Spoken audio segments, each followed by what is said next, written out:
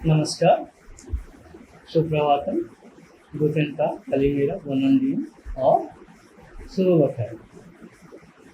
आज हम एक बार फिर से पुरुषोत्तम दास टंडन के भाषण के अगले अंशों की चर्चा। तो कुछ इतिहास की बात, कुछ ये कहने के बाद कि हमने तो अपने देश में हमेशा विदेशियों का स्वागत किया है, सबका सम्मान किया है, सबको अपना माना है। पुरुषोत्तम दास टंडन कहते हैं कि हम जो ये संकल्प है उसमें सबसे ज़्यादा महत्व समानता को दे रहे हैं कि हम सब एक समान हैं और हम सब मिलजुल करके देश का शासन चलाएंगे। साथ साथ वे देश की संप्रभुता का भी जिक्र करते हैं और ये भी कहते हैं कि मगर इसके अंदर अलग अलग जो समूह हैं उनको पूरी ऑटोनॉमी भी मिलेगी, पूरी स्वायत्तता भी मिलेगी, खुद मुख्तारी भी मिलेगी, जहाँ तक उनके सांस्कृतिक और धार्मिक मामलों का सवाल होगा।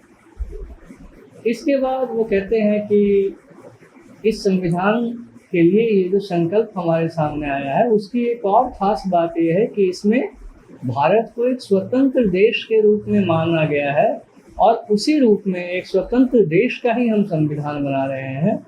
हम आज भले आज़ाद नहीं हैं, अभी ये बहस 1946 के आखिरी दिनों में हो रही थी, दिसंबर के महीने में। तो ऐसा नहीं है कि हम किसी गुलाम देश का संविधान बना रहे हैं, हम स्वतंत्र देश का संविधान बना रहे हैं। इसके बाद टंडन साहब ये बात कहते हैं कि इस संविधान के जरिए ये हो सकता है कि कुछ राज्यों की सीमाओं को हम प्रशासन में सुविधा के लिए कुछ बदलें, कुछ इस तरह से उनको फिर से व्यवस्थित करें कि हमारा काम आसान हो। वो हक हमें ये संकल्प देता है और ये संविधान के लिए जो प्रस्तावना है वो देता है। इसके बाद वो इस बात पर आते हैं कि कुछ लोगों ने इस संकल्प में एक संशोधन प्रस्तुत किया है। संशोधन क्या है? संशोधन ये है कि जब तक मुस्लिम लीग और देशी राजे रजवाड़े इस संविधान सभा में नहीं आ जाते हैं तब तक इस संकल्प के ऊपर चर्चा रोक दी जाए।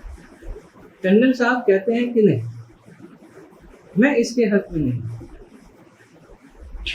अभी तक हमने काम क्या किया? हमने सिर्फ एक नियम समिति बनाई, प्रोसीजर कमेटी बनाई, जो ये तय करेगी कि हमारा काम कैसे होगा, हमारी संविधान सभा किस तरह से काम करेगी। उसके बाद दूसरा काम हमारा ये संकल्प है। अब आप बताइए कि अगर हम इस संकल्प को पोस्टपोन कर देते हैं, स्थगित कर देते हैं, इस आधार पर कि हमारे देशी राजे रजवाड़े बंधु और हमारे मुस्लिम लीग के साथी अभी हमारे साथ नहीं हैं, तो फिर इसके बाद हम करेंगे क्या?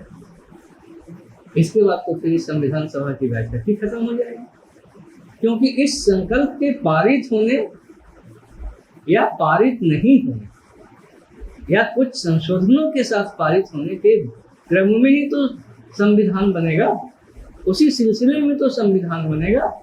मगर यदि हम उस चर्चा को ही आज रोक दें तो फिर आगे हम करेंगे क्या? बात बिल्कुल जायज़ है। उसके बाद टंडन साहब कहते हैं कि हम बिल्कुल ये चाहते हैं कि हमारे मुस्लिम लीग के साथी इस संविधान सभा की बैठक में हिस्सा लें और इसीलिए इस संकल्प में पंडित जवाहरलाल नेहरू ने जो रेजिड्यूअरी पावर होती है, यानी जो बची खुची शक्तियाँ होती हैं, वो राज्यों के नाम पर छोड़ दिए। जबकि मेरा ये मानना है कि ये शक्तियाँ केंद्र सरकार के पास होनी चाहिए, राज्य सरकारों के पास नहीं होनी चाहिए। अब सवाल उठता है कि रेजिड्यूअरी पावर है क्या? तो संविधान संबंधी कानून जो है, जिसको कॉन्स्टिट्यूशन लॉ कहते हैं, उसके अंदर रेजिड्यूअरी पावर्स वे होते हैं जो अधिकारों की किसी सूची में नहीं होते हैं, यानी न सेंट्रल लिस्ट में होते हैं, न स्टेट लिस्ट में होते हैं और न ही कंकरेंट लिस्ट में होते हैं, यानी न केंद्रीय सूची में होते हैं, न राज्य सूची में होते हैं, न समवर्ती सूची में होते हैं। किसी में जिस अधिकार का जिक्र नहीं हुआ है वो अधिकार टंडन साहब के अनुसार पूरी तरह से केंद्र सरकार के पास होना चाहिए। उसमें कानून बनाने का या उसमें कुछ करने का, उस मुद्दे में कुछ करने का, उस अधिकार के महत्व के मुतल्लिक कुछ करने का, उसके बारे में कुछ करने का अधिकार केंद्र सरकार का होना चाहिए। टंडन साहब का ये मानना था। वो कहते भी हैं कि निजी रूप से मैं इस बात के खिलाफ हूँ कि रेजिड्यूरी पावर्स जो हैं वो राज्यों को दे दिए गए, ऐसा नहीं होना चाहिए। मगर हमने ऐसा किया है। और क्यों किया है? ताकि मुस्लिम लीग के बंधुओं को ये न लगे कि हमने उनकी गैर हाजिरी में ही ये सारी ताकत जो है केंद्र सरकार को दे दी, जो कि गलत थी। रेजिड्यूरी पावर्स हमने केंद्र सरकार को दे दी, जिसमें तय बात है कि उस समय जैसा माहौल था, हिंदू मुसलमान के बीच जिस किस्म की मारामारी चल रही थी, मारकाट चल रही थी, उसको देखते हुए मुस्लिम लीग यकीनन ये चाहता था कि जो राज्य, हिंदुस्तान के जो राज्य मुस्लिम बहुल राज्य हैं, जहां मुसलमान ज्यादा हैं, रेजिड्यूरी पावर्स उन राज्यों को मिलनी चाहिए। और मुसलमान ज्यादा कहाँ कहाँ थे? पंजाब में थे, बंगाल में थे, है कि नहीं? तो ये बहाना उनको ना मिले कि देखो हमारे दो प्रांत थे और एक सिंध प्रांत में भी कहा जाता है कि मुसलमानों का बहुमत था, और बाकी उधर पश्चिम उत्तर प्रांत में तो था ही, और बलूचिस्तान में भी था। उस समय जो अविभाजित भारत था हमारा, उसमें कुछ राज्यों में मुस्लिम बहुमत में थे। तो और मुस्लिम लीग को ये बहाना मिल जाता कि देखो जो रेजिड्यूरी पावर्स है उन्होंने केंद्र को दे दिया। तो उससे बचने के लिए जवाहरलाल नेहरू ने जो संकल्प लाया था उसमें उन्होंने कहा कि हम इस रेजिड्यूरी पावर को राज्यों को भी दे देते हैं, राज्यों को ही दे देते हैं, ताकि उनको ये कहने का मौका न मिले कि भाई उन्होंने अपने मन से फैसला कर लिया, वो जो चाहते थे सो कर रहे हैं, तो हम फिर क्यों जाएं संविधान सभा में। तो इस तरह से टंडन साहब बात को आगे बढ़ाते हैं और कहते हैं कि हमें इस संकल्प के ऊपर चर्चा जरूर करनी चाहिए।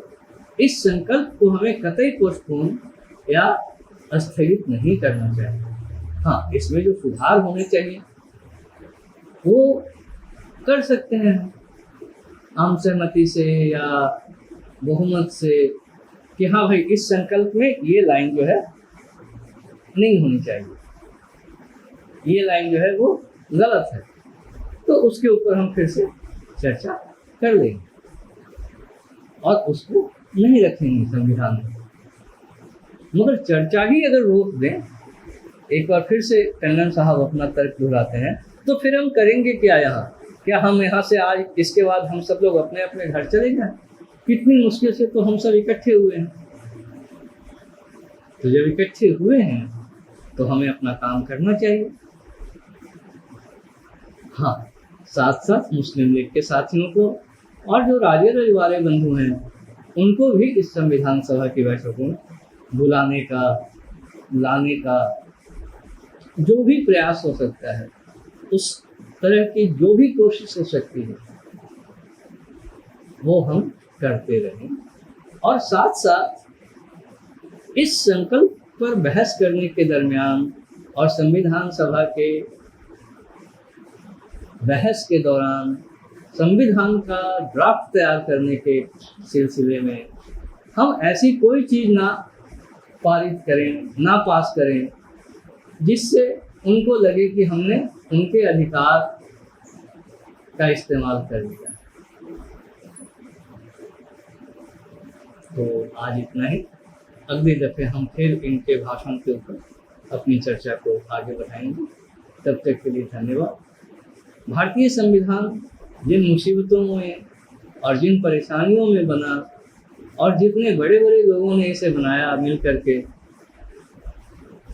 कहावत है एक हिंदी में या संस्कृत में, मुंडे मुंडे मतिर भिन्ना, कि हर आदमी के अलग विचार हो गए। और ये बात तो संविधान सभा के जो महान नायक थे उन सबके ऊपर लागू होती है। सब एक से एक धाकड़ विद्वान, फिर भी उन्होंने अपनी मति को अभिन्न नहीं होने दिया, उसको अभिन्न बनाए रखा और मिलजुल करके काम किया और हमें ये संविधान दिया है।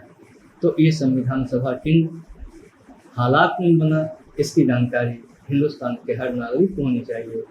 दरअसल अपनी इस सीरीज के पीछे भी मेरा यही मकसद है।